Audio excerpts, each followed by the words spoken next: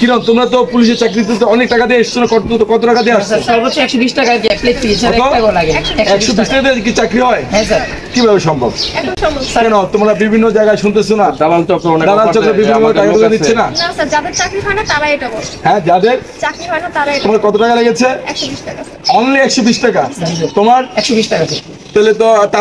তাহলে আমরা আসলে ওরা মনে হয় মিথ্যা কথা বলতেছে, ওনাদের পরিবারের কাছ থেকে 1700 কথা কিন্তু বলবেন। আপনার মেয়ে প্রমিলার নীতি চাকরি হতে কত লাখ টাকা লেগেছে?